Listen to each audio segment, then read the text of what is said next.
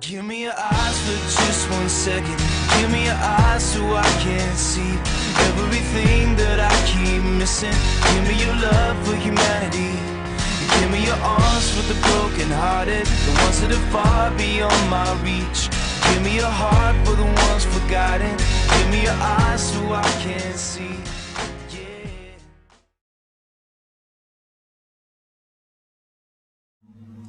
Opportunities that are available to someone as a consequence of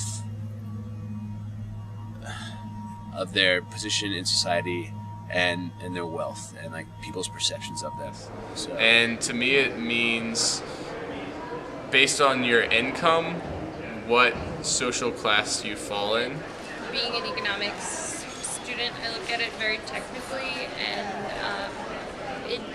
it has to do with, I think, how much money families make, but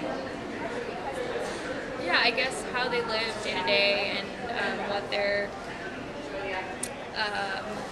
ability to consume is. I guess the amount of income that person or a family makes, and also the kind of environment that they are living in really determines and shapes their socioeconomic status. I felt their census, where they sort of put themselves in terms of economic privilege or things like that. And I think that a lot of times that ends up translating to social privilege, especially in our country. And I think that it really is, I feel, a large determinant of what opportunities are available to you, what interests you choose to pursue, and it means being bracketed quite literally into numbers, where you are defined, not defined, but rather you can be defined by how much money your parents or your family or even you make.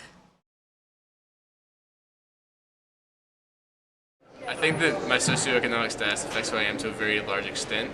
I grew up in a middle-class white neighborhood in Baltimore, but I went to a school in inner-city Baltimore that was 90% students below the poverty level. I had that safety net where I could almost choose when and where I exercised my socioeconomic status in the public sphere, but I could always go home, to the private sphere. And socioeconomic status affects who you are because in the end it helps to shape your personality. Maybe not 100%, but the things that you're able to do and why you're able to do them, what you're exposed to, your education. I don't think anyone can ever get away from being affected by it. I felt like I had some sort of responsibility to give back because of it. I think that's probably the biggest way that's affected.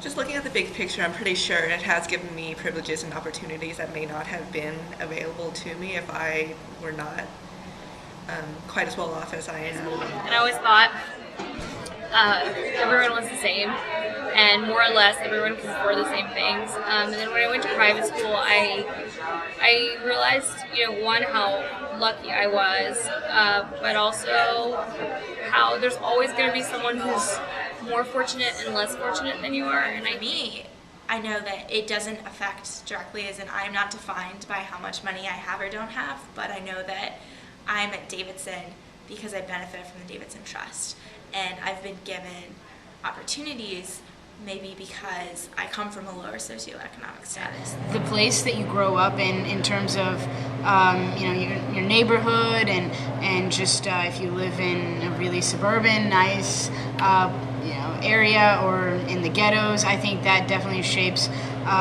who you are in terms of certain experiences that you have and the reality that you see.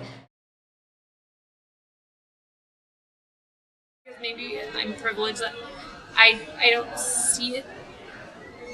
I don't see that when I talk to someone, but it could very well be the things that I wear, the things that I have can affect the way someone else interacts with me. But I think we do have commonalities that grow out of our socioeconomic backgrounds that end up creating the social circles we are in. I think it makes me extremely wary and also aware that people could have such drastically different experiences than me simply because of the places that they were, born into. And there are times where I have definitely felt uncomfortable around people who are much more well off than I am, who have been immersed in a culture that I feel is entirely alien, that I cannot relate to, with country clubs or just little things about dinner etiquette. I try not to use it as a determining factor for who my friends are or who I hang out with. But despite any intentions, you often fall back to who you can relate to the easiest or the most. Because socioeconomic status, it just affects who you are, because it affects where you come from. It informs things that I don't think about, subconscious interactions, in a way that it affects everyone. But on a daily basis, I would say it doesn't have a dramatic effect for me.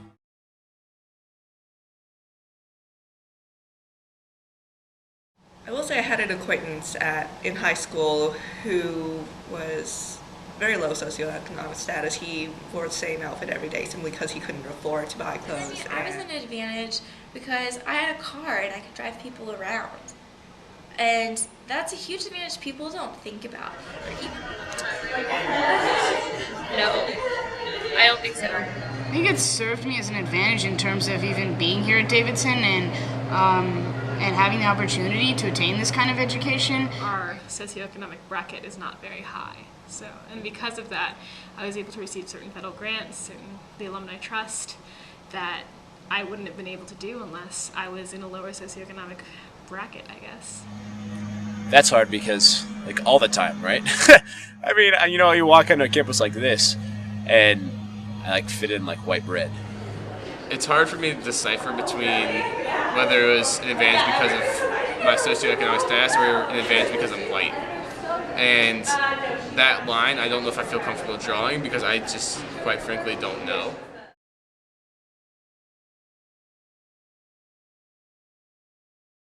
So I don't think I've ever been disadvantaged because of the amount of money I have or anything. I've always been extremely comfortable. I guess, like I said, I had friends who literally had helicopter pads on their roof. And it was kind of astounding to me. But I never felt like I was at a disadvantage from them. So. I think in terms of scholarships, that's probably the biggest disadvantage because I am middle class, and so it means that, probably won't get as much scholarships. And when I was applying to colleges, it was really challenging for me to go and visit colleges and imagine myself at those places. No.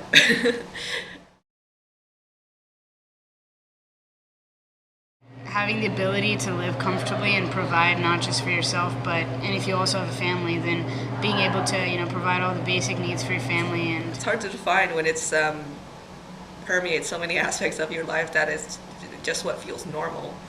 I think I would have defined it different prior to coming to Davidson and prior to taking the classes that I've taken. But I think that's kind of a sticky term, just because so many people in America identify themselves as middle class, which is the middle class is huge. It's a huge range. I think that technically it's between $30,000 a year all the way up to $150,000 a year, depending on who you're asking.